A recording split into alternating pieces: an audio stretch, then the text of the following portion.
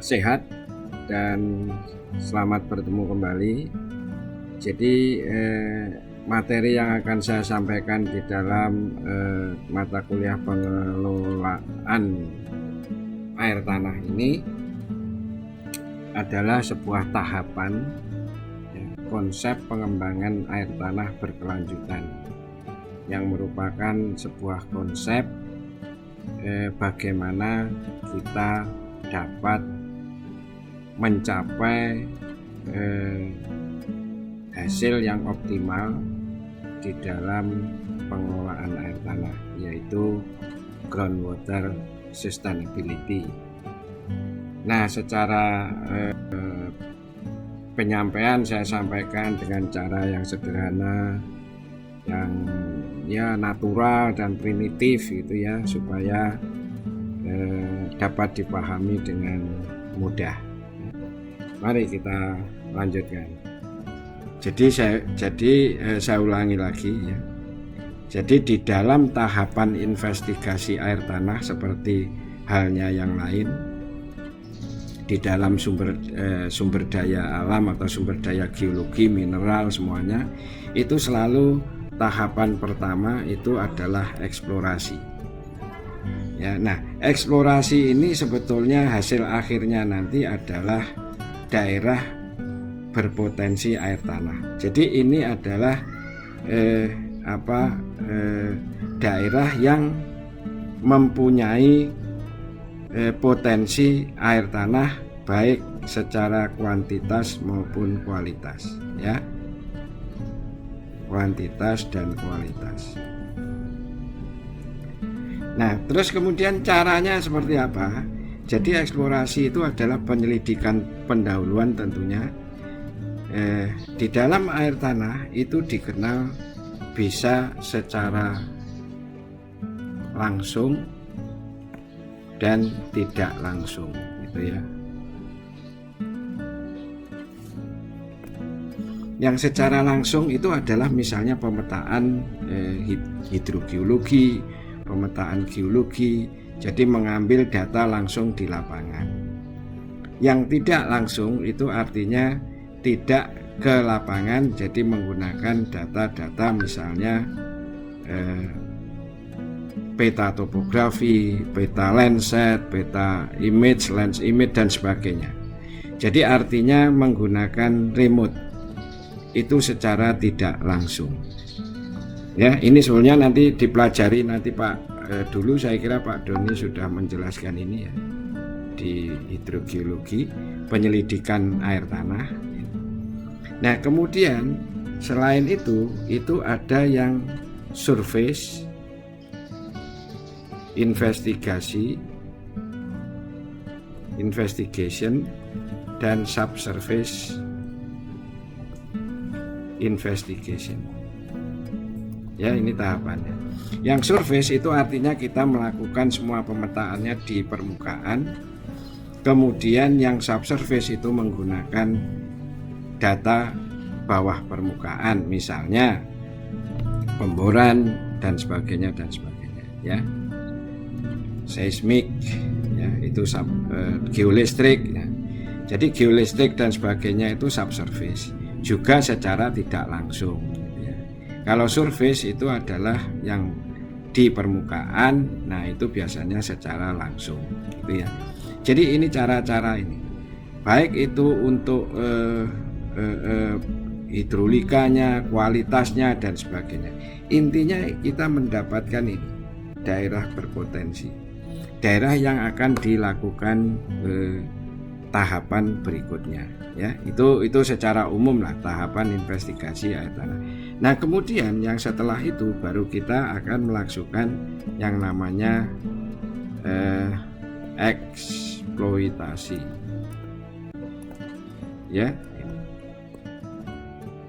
Nah, eksploitasi ini sebetulnya kita mulai memanfaatkan daerah dari berpotensi, kemudian dilakukan pemboran kan gitu ya, dilakukan pengambilan, dilakukan penurapan. Saya kira Pak Doni juga sudah menjelaskan. Nah, maka di sini yang kita dapatkan itu sebetulnya adalah debit ya. Jadi debit optimalnya ya, debit yang optimal untuk memenuhi kebutuhan sumber air baku ya. Ini adalah goalnya kan di situ ya. Dari eksploitasi itu kita mendapatkan debit optimalnya. Jadi artinya kita memanfaatkan. Caranya apa? Caranya dengan penurapan kan ya. Penurapan itu bisa vertikal dan horizontal ya. Itu bisa penurapan atau pengambilan air tanah secara dalam dan dangkal ya. Bisa shallow, bisa deep ya. Kemudian bisa juga dengan capturing dan sebagainya ya. Itu tahap keduanya, kita eksploitasi. Nah, kemudian setelah eksploitasi biasanya daerah itu berkembang, maka kita menuju kedua yang ini kadang-kadang disebut juga tapi kadang-kadang tidak, yaitu pengembangan ya. Pengembangan artinya dari yang sudah ada tadi ya, itu adalah untuk debit yang memenuhi kebutuhan sumber air baku untuk berbagai kebutuhan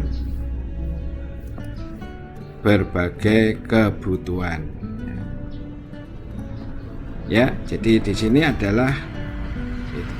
Jadi di sini ada apa di tengah? Di sini biasanya kita di sini sudah mulai adanya analisis supply vs demand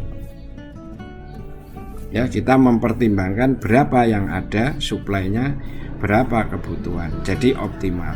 Jadi itu mengembangkan ya, kita mengembangkan. Nah, setelah itu baru kita melakukan tahapan berikutnya, itu adalah pengelolaan ya. Pengelolaan ini adalah pengembangan air tanah, ini adalah pengembangan air tanah, pengelolaan air tanah, manajemen. Nah, sekarang apa di sini goalnya? Goal terakhir itu adalah, saya sebut aja groundwater sustainability. Groundwater sustainability atau bahasa Indonesianya adalah keberlanjutan pemanfaatan air tanah. Nah, nanti saya jelaskan di sini. Nah, maka di sini caranya apa? Nah, caranya saya kira sudah saya jelaskan di antara lain ya, pendekatannya saudara tonton di video saya yang pertama yang ruang lingkup. Maka pendekatannya itu bisa technical approach dan non technical approach. Nah, metodenya itu bisa dengan IWRM ya, Integrated Water Resource Management. Yang ini kita kenal nanti ada apa kemarin, 3 pilar pengelolaan air tanah ya. 3 pilar itu apa kemarin? Saya kira Ada masih ingat konservasi, pendaya gunaan, dan pengendalian daya rusak. Ya, in English ini adalah apa? Conservation, ini adalah allocation, dikenalnya demikian. Ini adalah controlling, ya, controlling. Water conservation atau groundwater conservation, groundwater allocation, and groundwater controlling. Itu semuanya itu sebetulnya tujuannya adalah groundwater sustainability. Nah, sekarang saudara lihat posisi saudara itu di mana? Nah, posisinya itu adalah, kalau saudara lihat, saudara kita belajar di posisi ini. Dari tahapan ini, maka akan terlihat bahwa pengelolaan air tanah itu memerlukan data yang sangat lengkap. Jadi diperlukan database yang sangat lengkap, baru kita bisa mengelola dengan baik. Database ini dari mana? Ya dari sini, dari exploration, exploitation, pengembangannya, time series data, baru kita melakukan pengelolaan air tanah dengan baik. Ya, jadi di sini catatannya adalah apa? Perlu database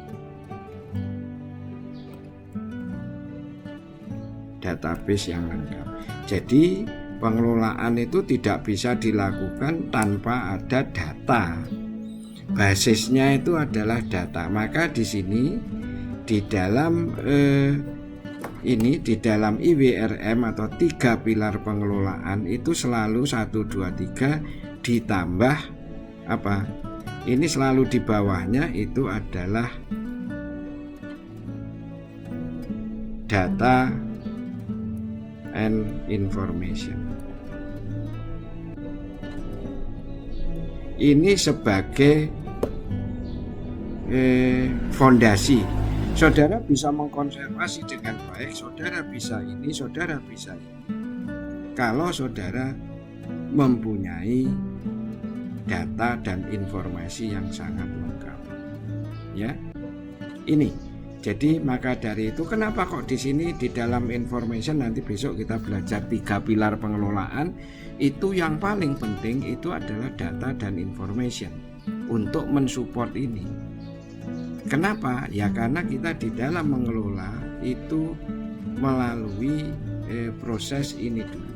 Dari sini, ini semua data di sini diperlukan untuk pengelolaan. Ya. Nah, jadi di sini perlu database yang lengkap. Nah, kalau saudara masih ingat itu, kenapa di sini ada technical dan non-technical approach? Karena kita berkaitan dengan manusia. Ya. Jadi tidak bisa pengelolaan air tanah itu dilakukan secara teknis saja, tidak bisa. Ya, harus dilakukan dengan cara non-technical approach ya. Nah, non-technical approach atau pendekatan non-teknis ini bisa sosial, budaya, ekonomik, dan sebagainya. Nanti kita lihat, kita pelajari di 3 pilar lagi. Nanti kita belajar di sana. Ya, di dalam non-technical itu misalnya kita ada teks, ada peraturan perundangan. Itu kan non-teknis itu ya. Kalau teknis itu adalah misalnya pengisian air buatan, pengisian groundwater, artificial groundwater recharge, ya, kita buat bendungan, kita buat kolam recharge atau recharge basin, itu adalah technical. Yang non technical itu yang bangsa-bangsa pendekatan sosial, kemudian pendekatan budaya, ekonomik, ya, dengan teks, dengan pajak dan sebagainya. Itu semua tujuannya apa? Groundwater sustainability. Nah, Sekarang saya ingin menyampaikan dulu di sini ya, bahwa yang dimaksud dengan groundwater sustainability ini bukan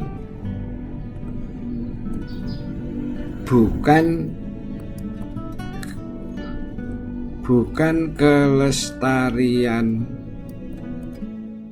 air tanah.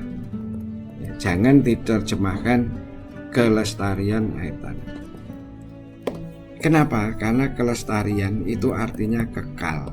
Ya, kalau kita melihat itu dari sisi sumber daya air itu tidak kurang tepat. Walaupun ada yang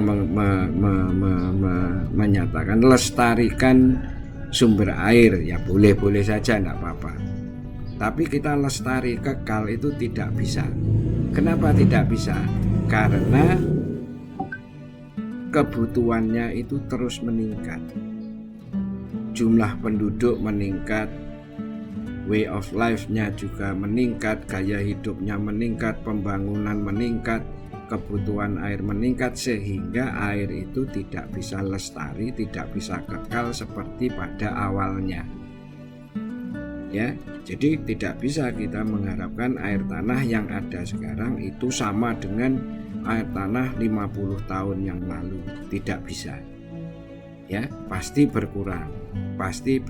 Tetapi perkurangan itu harus ada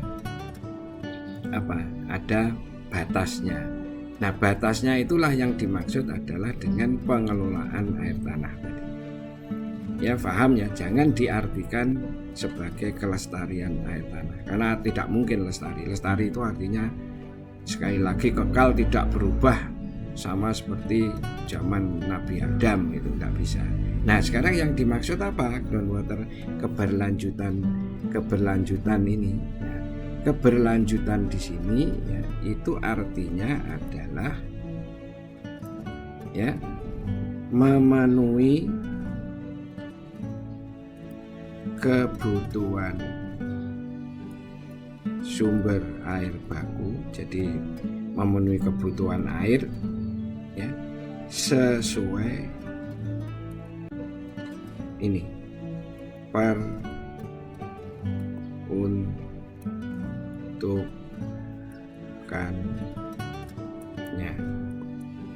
peruntukannya ya, ini jadi sesuai dengan peruntukannya. Kalau di daerah itu ya, saudara tahu ya, peruntukannya itu kan apa? Air minum, drinking water ya, air domestik ya, kemudian air irigasi misalnya, air untuk industri dan seterusnya, pertambangan dan sebagainya. Jadi kalau sudah memenuhi sesuai kebutuhan di daerah itu, maka sebetulnya kita sudah mencapai groundwater sustainability, keberlanjutan pemanfaatan air tanah di daerah itu gitu ya. Misalnya di daerah itu, di suatu daerah air minumnya cukup, air domestiknya cukup, irigasi juga cukup, maka daerah itu sebetulnya sudah sustainability-nya tinggal dipertahankan bagaimana agar air di daerah itu mencukupi kebutuhan sesuai peruntukan di daerah itu. Ya, nah kalau air irigasi tidak ada, berarti groundwater sustainability di daerah itu tidak bisa dipenuhi, belum terpenuhi, tidak terpenuhi. Ya, jadi sekali lagi memenuhi kebutuhan sumber air baku sesuai, atau kebutuhan air tanah sesuai peruntukannya. Ya, jadi jangan saudara mengumpamakan, wah kalau itu nanti dibangun mall di situ maka tidak cukup. ya tidak akan cukup. Nah, kita teliti dulu kalau di situ mau dibangun mall kira-kira kebutuhannya berapa, apakah groundwater sustainability untuk industri di situ cukup atau tidak. Maka di situ nanti di dalam perkembangannya, perizinan dan sebagainya, di dalam pengelolaan ke depan, maka groundwater balance di situ harus dihitung dengan benar. Jadi kalau ada industri masuk di situ, seharusnya ada sebuah riset penelitian yang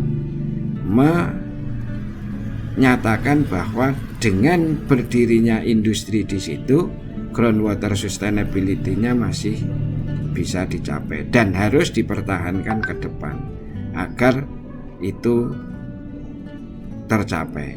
Jadi bagaimana caranya nanti dilakukan konservasi, pendayagunaan, pengendalian dan semuanya agar groundwater sustainability dengan adanya industri di situ itu menjadi cukup, ya.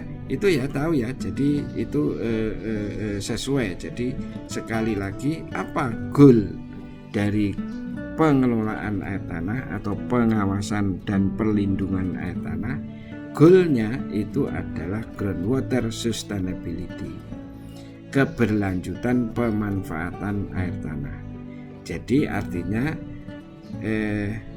memenuhi kebutuhan air tanah, ya, sumber air sesuai peruntukannya secara berkelanjutan. Ini harus ada. Nanti kalau nggak ada, nanti hari itu terpenuhi tapi besok tidak terpenuhi, lah itu namanya bukan tujuan.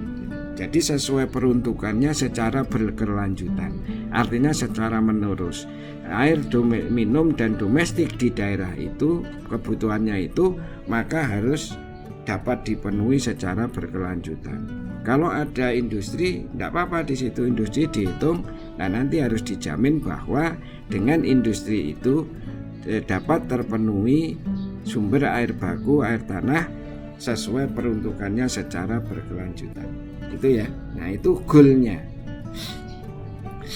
Nah, saudara sekalian, kalau sudah lihat ini ya, eksplorasi, eksploitasi, pengembangan, pengelolaan, ini disebut sebagai konvensional groundwater development, gitu ya. Jadi saya menyebutnya itu, kalau saya dulu menyebutnya itu adalah itu konvensional groundwater development.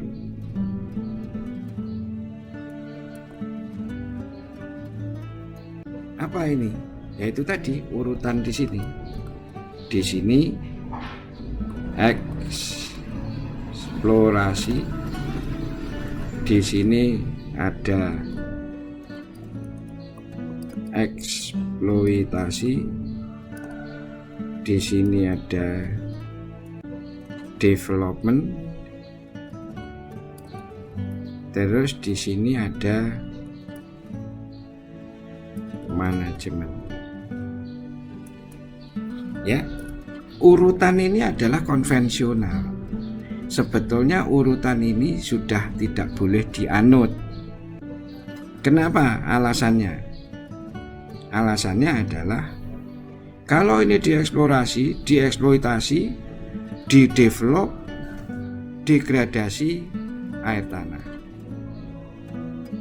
baru di manajemen. Jadi apa? Impact negatifnya ada dulu, baru di sini ada dampak negatif.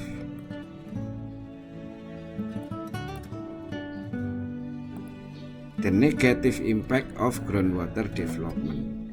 Jadi sakit dulu, dampak negatif. Mudah-mudahan bisa baca.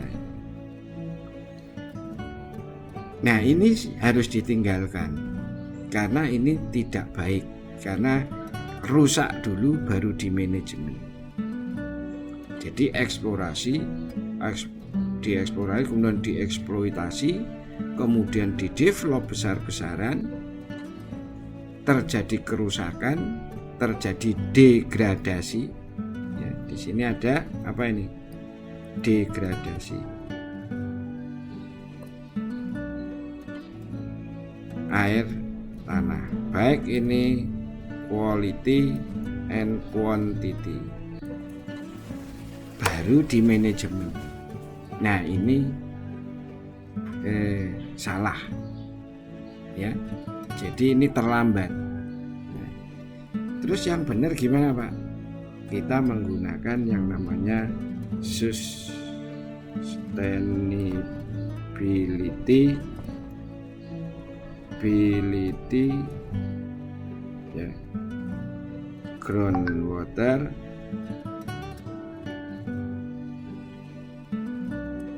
development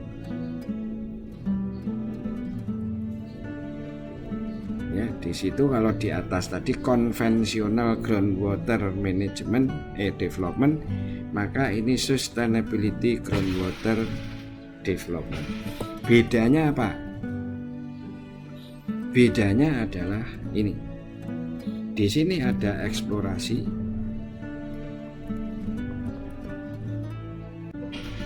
ya. Kemudian dilakukan eksploitasi, ya. Nah, kemudian dikembangkan. Ini di develop. Di development itu bisa bersama-sama eksploitasi, namanya saja develop itu artinya mengembangkan yang eksplorasi. Manajemen itu harus mulai di tengah-tengah. Pada saat sudah mulai dieksplorasi, kalau kita mulai di awal sini juga tidak apa-apa. Mulai di awal sini tapi minimum pada saat eksploitasi ini harus sudah dilakukan manajemen. Nah, bedanya apa di sini? Sebelum terjadi kerusakan sudah di manajemen, kan gitu ya. Jadi ini di sini nanti apa yang penting adalah berbasis